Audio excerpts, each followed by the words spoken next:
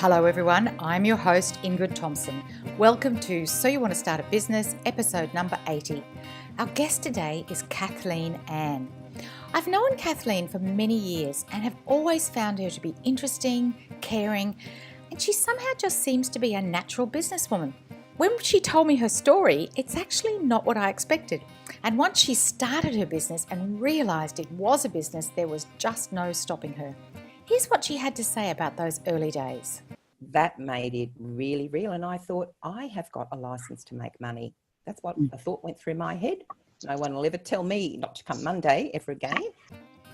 Don't come Monday. Well, how many people have heard that said? Either that exact word or some variation of it. I know it happened to me, twice in fact. One of the times was quite unexpected. They said, thanks so much for everything you've done. They've decided we don't need you anymore. Just in the past few months, some of my friends and colleagues from my corporate days have also been told that their role or themselves is no longer required in that business. Many people want to leave a business or leave a job, and at the same time, they're never really quite sure how to take the leap. Being pushed, told don't come Monday, can be just what some people need to take that business idea and give it a go. That's what Kathleen did, and she tells us it was not a straight line. There were some mistakes along the way. Kathleen shares some real wisdom in this interview regarding pricing and how to place a dollar value on what we offer. As women, we often undervalue and therefore underprice ourselves and our services. I believe you'll enjoy listening to Kathleen's perspective on how to think about our business offering. Competing on price is completely unnecessary, according to Kathleen, and she helps us understand why she believes this to be true, and especially for women in business. Kathleen has quite a bit to say about the importance of having a niche and how this helps to identify ideal clients and customers for your business. She talks about the sort of business that's ideal for you, a big business or something that's more manageable. Kathleen's an avid golfer and her business is built so that she's able to enjoy golf and her life. As always, there's no advertising on this podcast. This episode is brought to you by my book with the same name as the podcast, So You Want to Start a Business. Head over to where you buy your books online for the Kindle or the physical book. If you don't have a copy and you'd like to read an extract, head over to thestartupsteps.com. There's about 20 pages there waiting for you to read. The full audio is being made available through the podcast. Cycle back and find the episode where I'm reading chapters of the book. If you've been listening for a while and read the book, worked through some of the activities, maybe you're ready to chat with me about your business goals. The best way to make contact, maybe connect through LinkedIn. Send me a note and connect and then ask me any questions you have. The other great way is to send me an email direct to my email, ingrid@healthynumbers.com.au. Whether you're launching a brand new business or taking your existing company to new heights, I'm here to help you turn your dream into a viable reality. You know that you're really good at what you do. You're looking for the help you need to make it into a real business. Enough from me. Let's listen to what Kathleen has to say about starting and running her own business, and so much more. When we were doing the editing for this podcast, we heard some funny clicks. We've managed to take many of them out. There does seem to be a few left, so persevere at the beginning because that's where the most of them are, but they go by the time you keep listening. Anyway, enough from me. Are you ready? Let's go. Hello, and here we are today with Kathleen Ann. Kathleen, hello, and thank you so much for joining us. Well, thank you, Ingrid, for the invitation. I'm really happy to be here. This is a great topic, and I'm very, very delighted to be part of the conversation. Thank you. And you and I have actually known each other for quite a while. We sort of come into each other's circles every now and again, don't we? That's true, in networking circles and in social networking circles. Exactly. We sort of know each other through a couple of different avenues, don't we? I think it's like-mindedness is what I think it's the like-mindedness. So tell us, what is your business? What business are you in? Okay, my business is Power Up Your Marketing, and I say I'm in the business of helping other business owners make and keep more money. So that's because I'm known as the money and marketing mentor in my business, because I have found that unless we get our head straight and our mindset correct about our value, then business can be a lot harder than it needs to be. Yeah, it's such an important aspect of business, isn't it? We'll talk a little bit more about what all that means in a practical sense. So when did you start your business?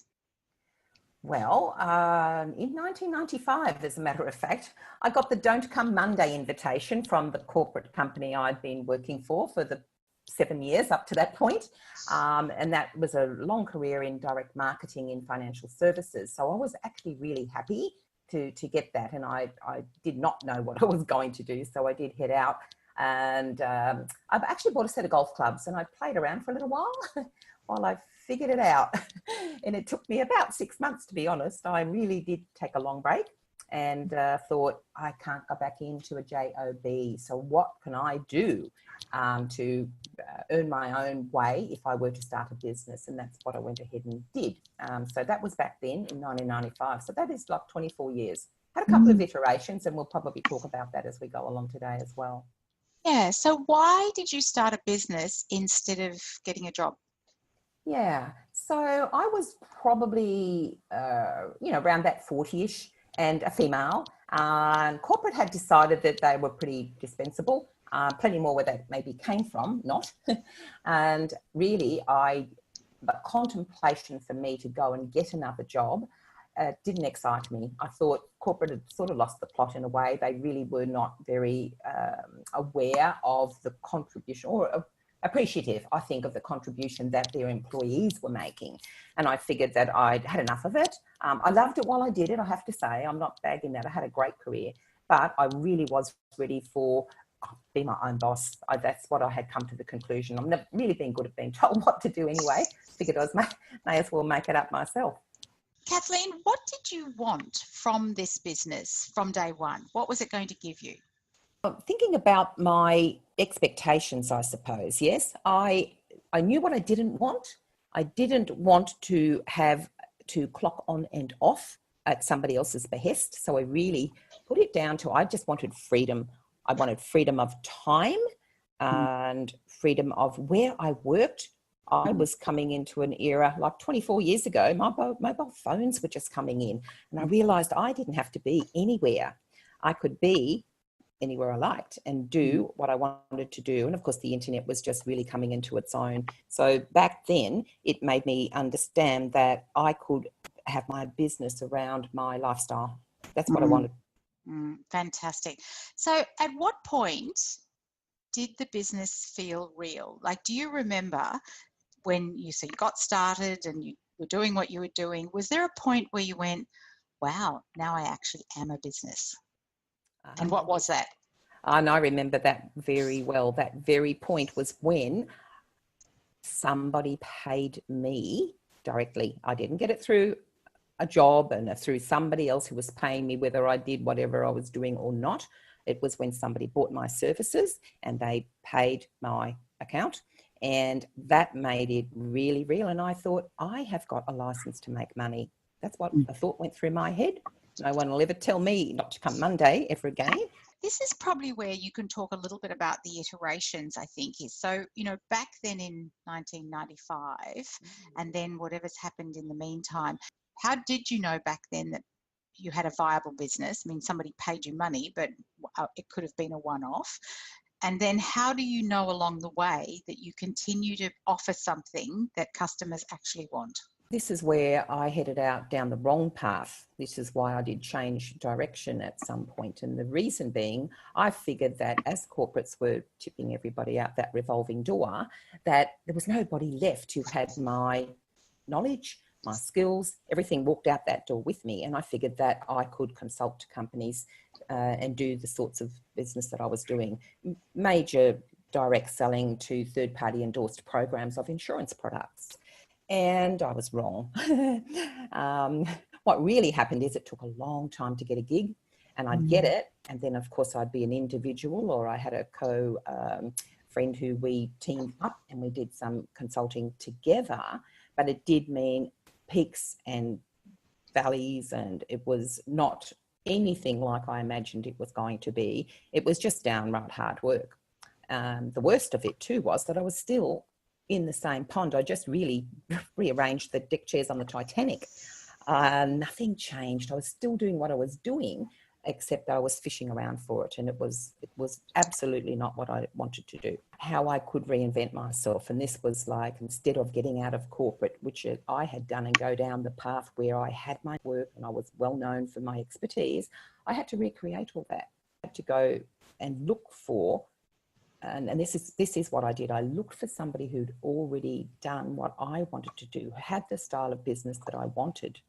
And I just lucked in really on landing on a testimonial on somebody else's website that took me across to a very interesting proposition to do a 3-day workshop in Tucson, Arizona.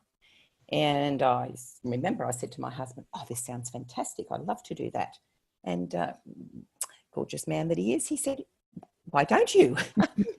So I figured, actually, why don't I? And I did that. So that opened my eyes. I was actually doing branding. I wanted to rebrand myself, reposition myself, do all those sorts of things.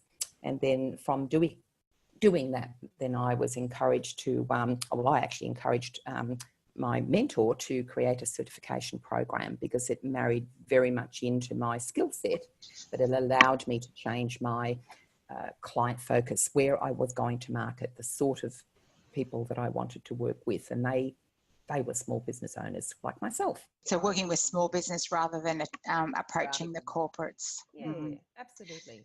You didn't have a job. You had this 6 months of playing golf and figuring out what to do, and then this opportunity in Tucson came along. So where does the money come from to start a business, to keep yourself going while you wait for clients to pay for you? How does a business fund that in the early days? Well, I was very fortunate, I have to say, because as many women might know, to get a loan to launch a business might be a bit tricky. And certainly way back then it was. I was fortunate because when I was invited out of corporate, I did get a payout. You know, my retrenchment package was my nest egg to found that. I could have paid off a big slab of my mortgage. I could have done that and then got a job. But I thought, that won't bring me joy. That really won't. And I'm thinking I'd rather, maintain my mortgage and run my own race. So I was fortunate. I did not have to borrow money. Obviously, I lent money to my own company, and happily they've paid me back. Indeed, that's good. So how do you find new customers now? How do you know who your customers are? Where are they, and how do you find them? How do they find you? I use 2 strategies, online and offline. I think that online marketing is great, and you can do lots of things economically. You can get great reach, but it's just one of those things. I think if you look at it on both sides. So I'm a big networker. How you and I met, we were in networking, and here we are all this time later, still paddling in certain fields that come across each other again and again. So it is through networking, who you know. So if I'm looking to do things, I'll reach out to people and let them know what I'm up to. And if they might help support that, that can happen online. And then, of course, the in-person networking, when you are up close and personal, you build really good relationships. And it is about relationship building that builds a business. Especially, I'm a service-based business. I don't sell product and widgets, and I'm not in manufacturing, and it's a people business.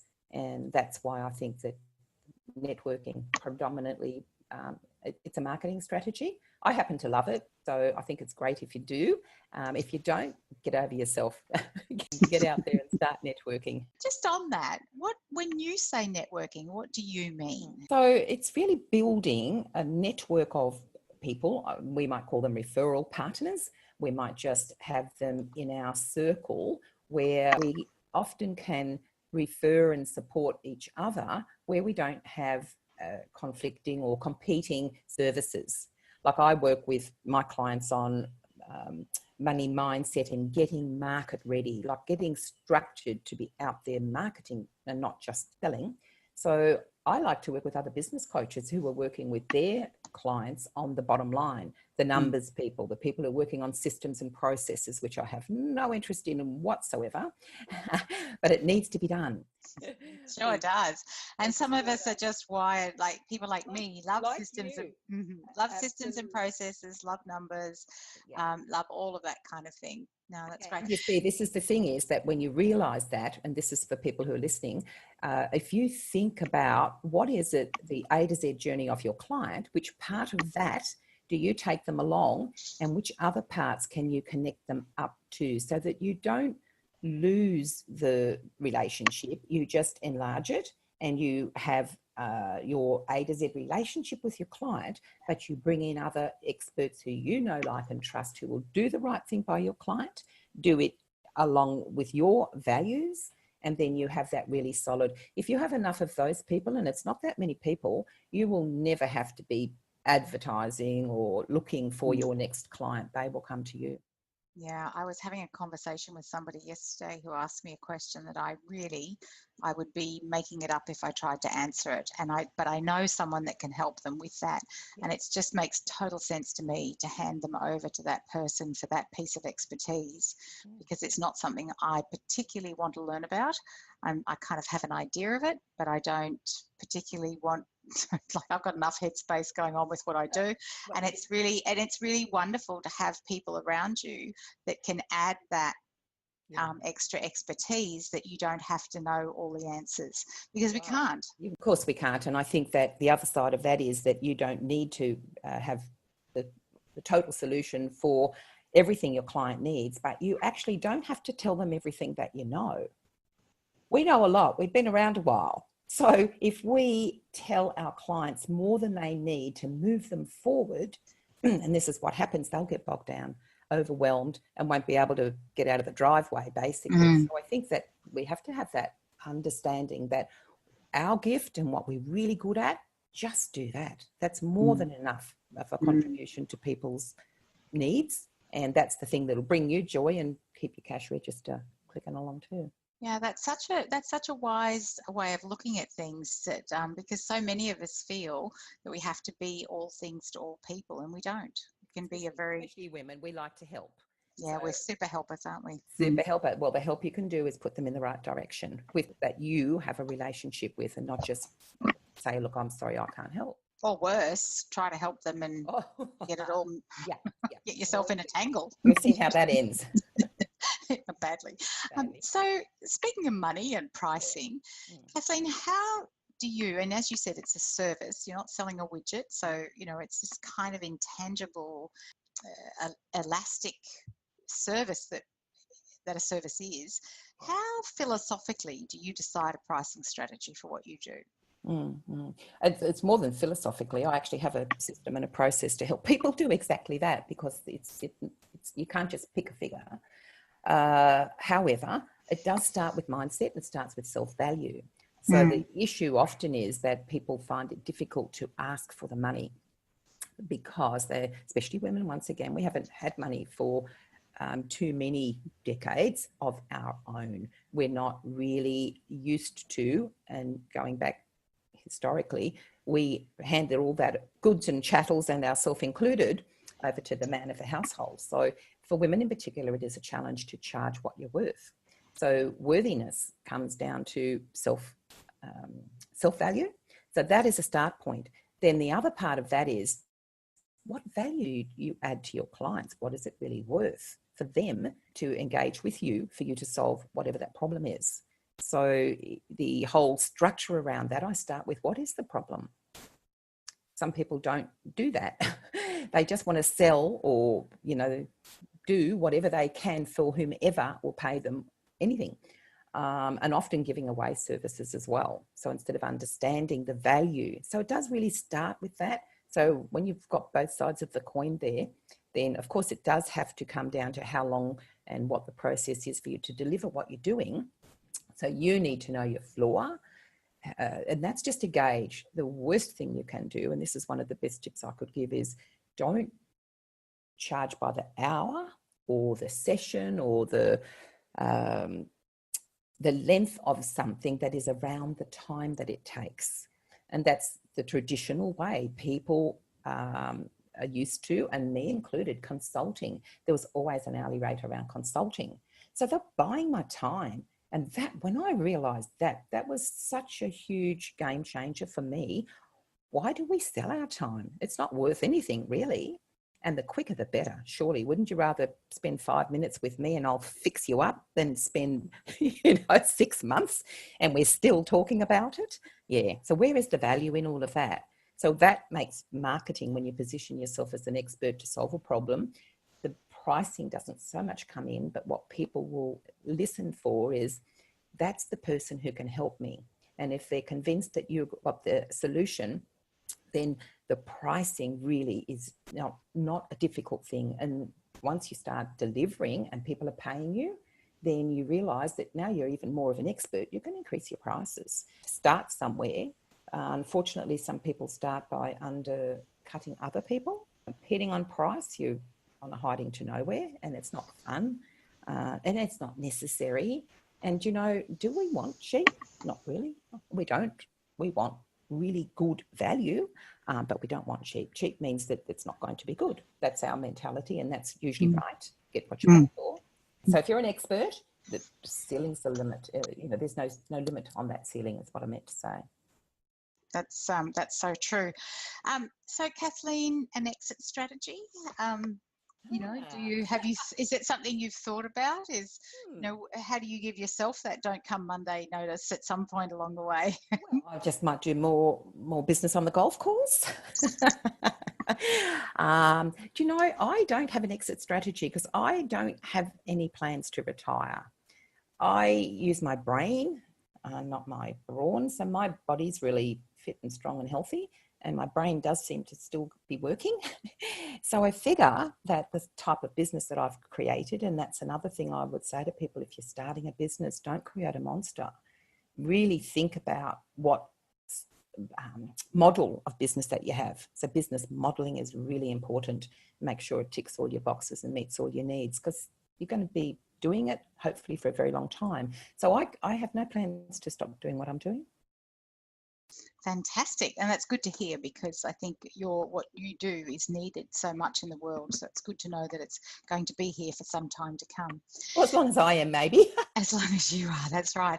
So I know 24 years ago was a long time ago, but, is there along the way, and these are the reflective questions about doing things differently. And it's not to say, oh, I could have changed that. And of course, we know we can't. But is there something along the way you wish you'd done differently?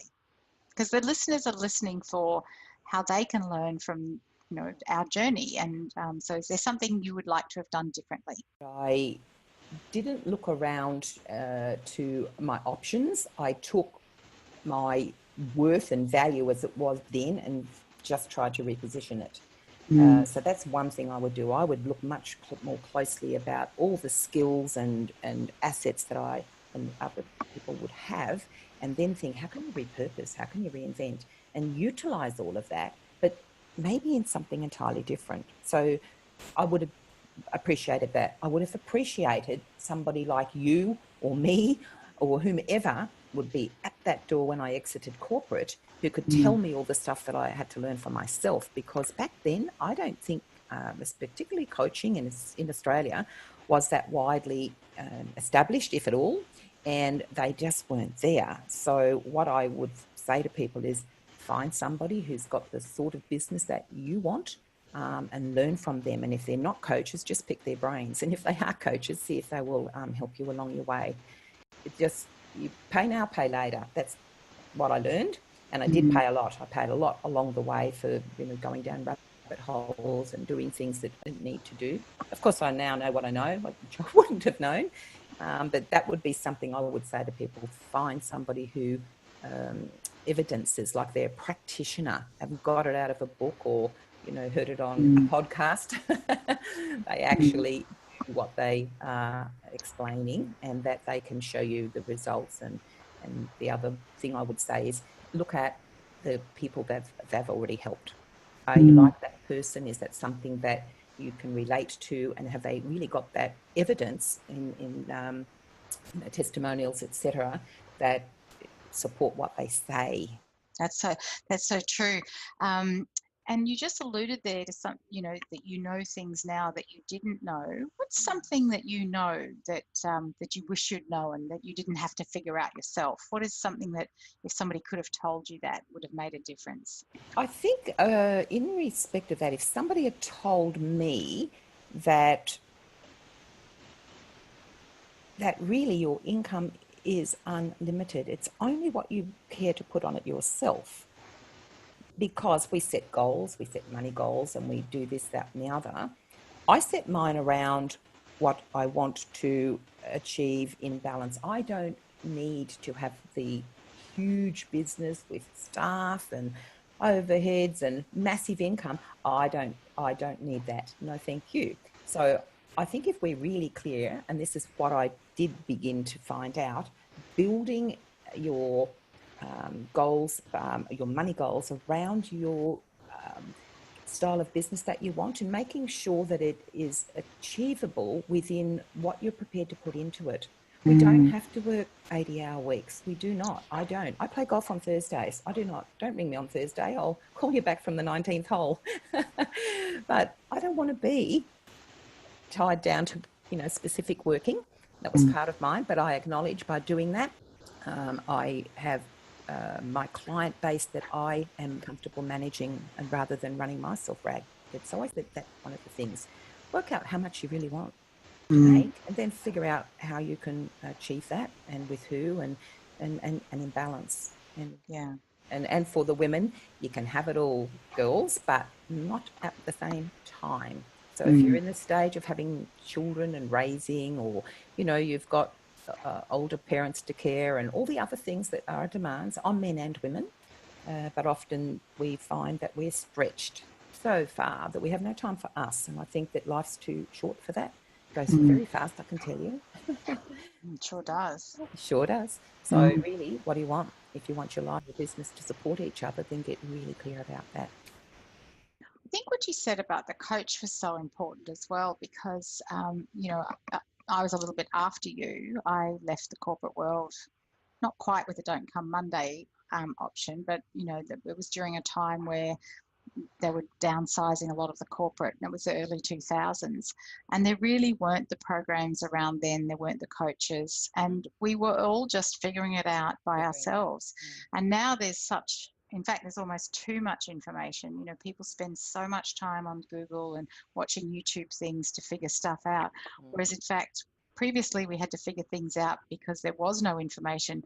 Now people are trying to figure things out because there's so much information, instead of really choosing a coach or a program that's going to work and following that path. And I see a lot of people jumping from spot to spot, and not, they say try this for a month and then try that for 2 months, and and trying to figure it out all along the way. And there's a lot of energy and resources being dissipated without a lot of traction. Can't agree more. And I think what happens there too is that people get disillusioned. They do run out of money. They usually end up having to, get a job, or to at least supplement what they're trying to do.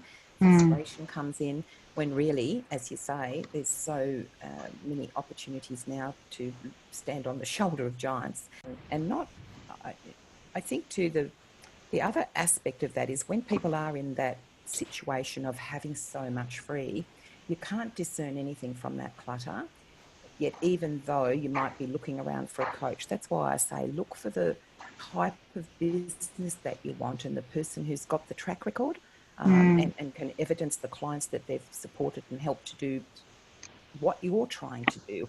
Otherwise, they often get somebody who might be steering them down a situation which makes a lot of sense, but doesn't work for them, suit them. I think that we need that degree. I believe you need a proven system in anything you're doing. If you're marketing your services, you should have a system that you're marketing. People love to buy those, and they're great for you, the business owner, to do that. And creating that is the way to move away from charging by the hour, charge for results. But in there, you need to make sure that there's enough flexibility to allow for your individuality and authenticity, and bringing yourself. I'm in branding as well. Branding is so important. And be yourself. That's create everything around you, and the universe will reward you by bringing those people who are looking just for what you're offering. Yeah, and the more authentic and clear you are about what that is, the more you can actually communicate that with the person who's looking for it.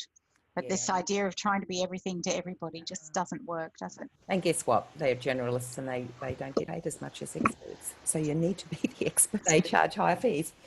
They sure do. Yeah, So, Kathleen, who gives you good feedback? Where do you get your feedback from?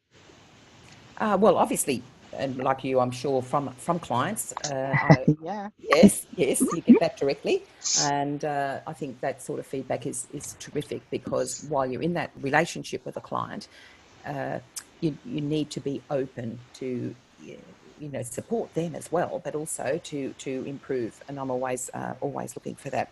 There's always more. There's always better and better.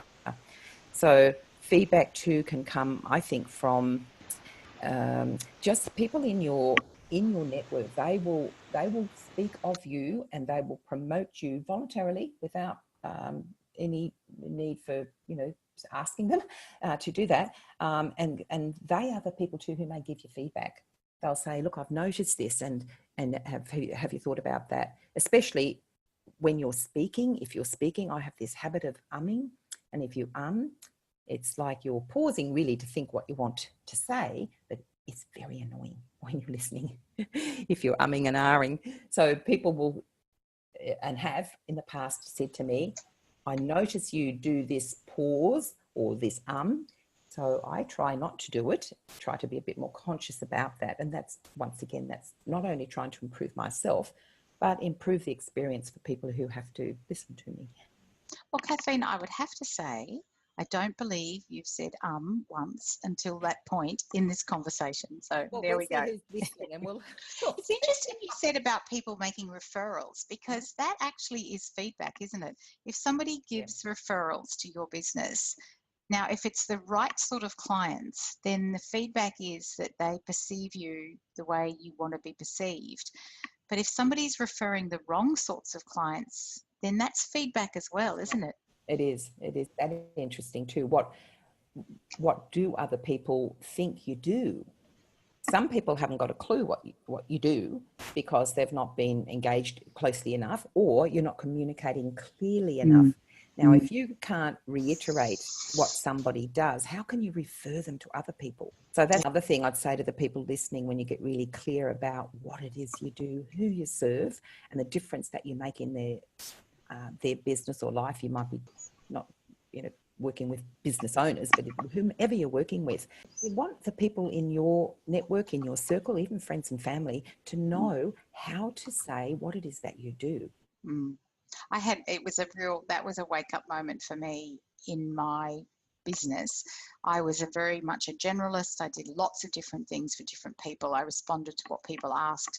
And in the same Easter weekend, 3 really important people in my life said to me, Ingrid, we have no idea what you do. It was completely random that the 3 of them should tell me that within the space of 36 hours of each other. And it was a real wake up call to me that all 3 of them loved me. They spent a lot of time with me, and they couldn't refer any business to me. They couldn't help me in my business because they just didn't understand what I did.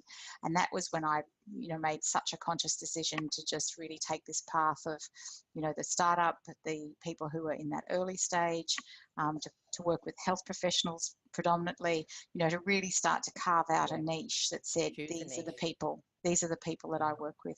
So your feedback's so important. And the other side of that, when you do get a niche, not only do you build your reputation as being the expert at helping those people, but you've got to spend your time with those people. You better like the environment. You better like the culture. You better like that style of individual who's doing whatever it is that you're supporting them to do.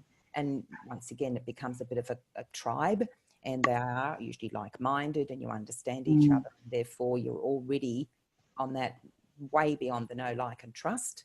And that's the absolute point that you make there, is that people will then go, Ingrid works with health care people, and fixes up their business, and in particular when they're a startup, so that they can really get started on the right track and not waste time, money, and energy, and lost opportunity. That out, the longer it is before you get to working with the clients that really, they're out there waiting. They are, and especially health professionals. They're so well positioned to start businesses. Anyway, Kathleen, people come to you from time to time, and it is sort of the space you work in, and they say, I'm thinking about starting a business.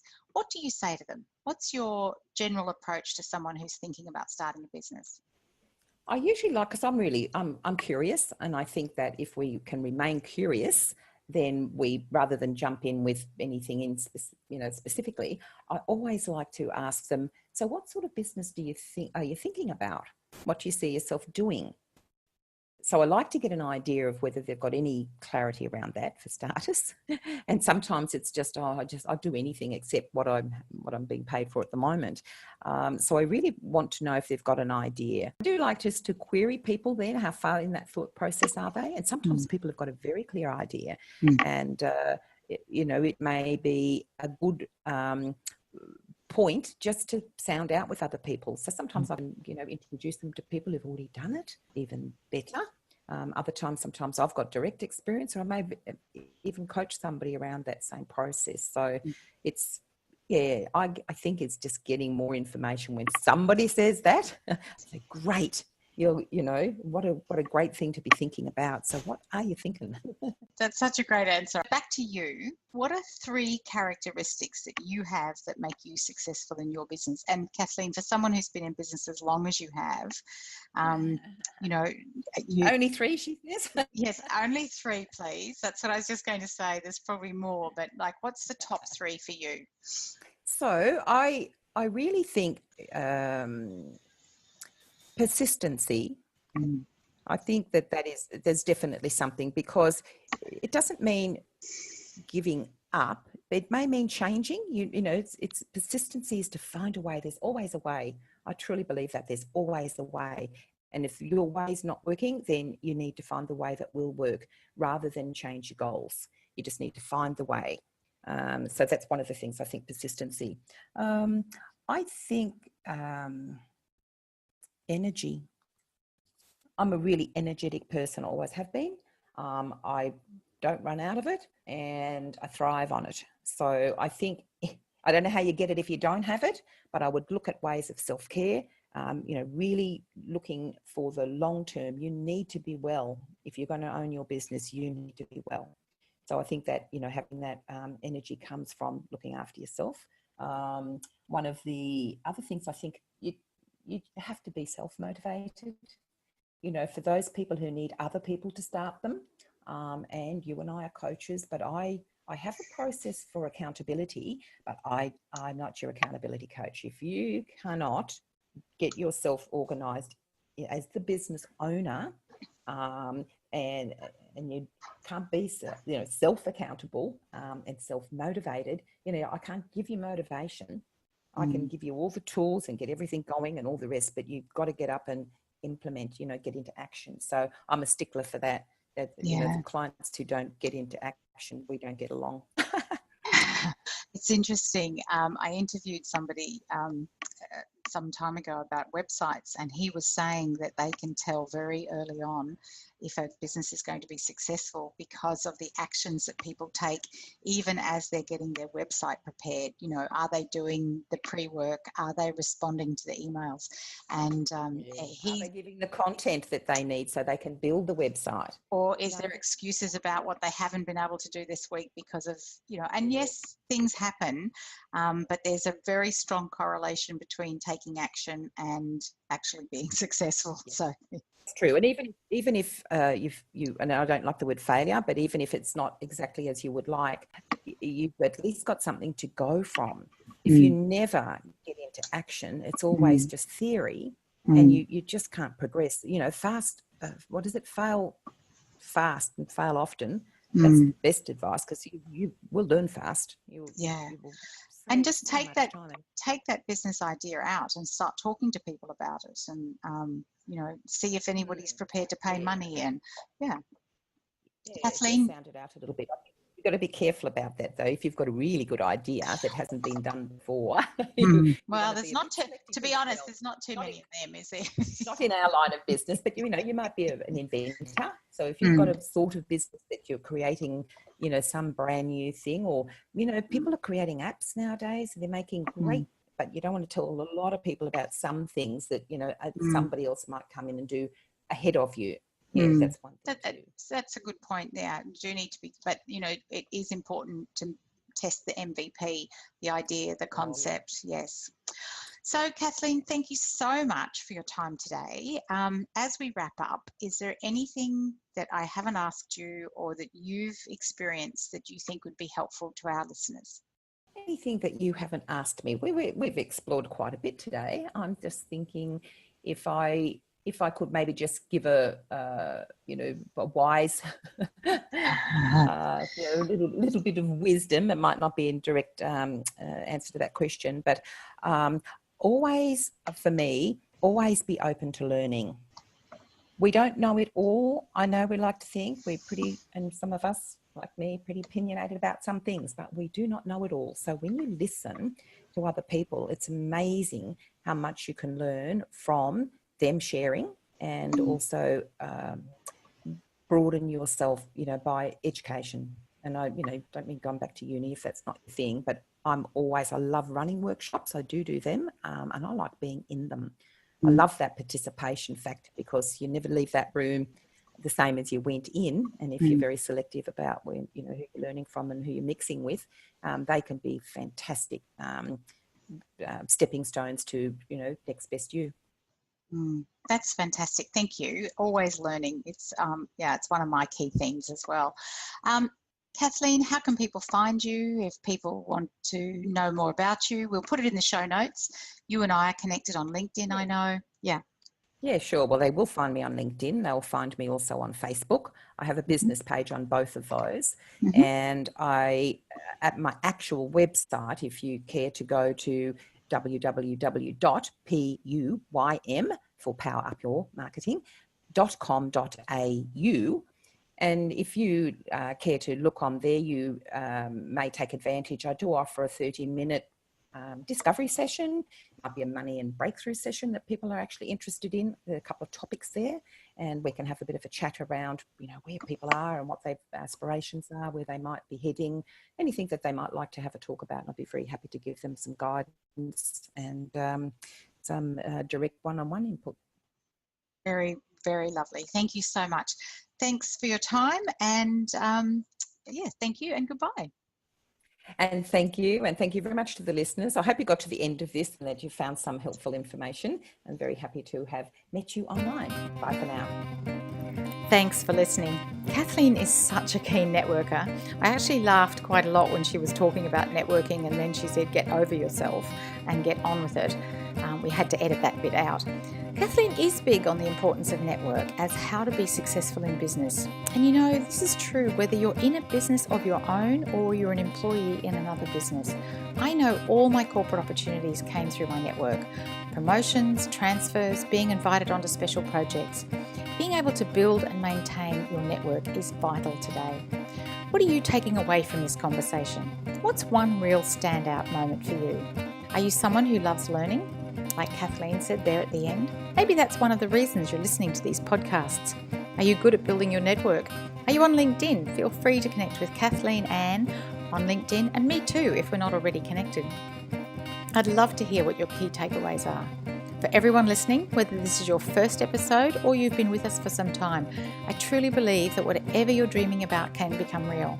These podcasts are designed to inspire, educate, and inform about what it takes to start, create, and grow a business of your own.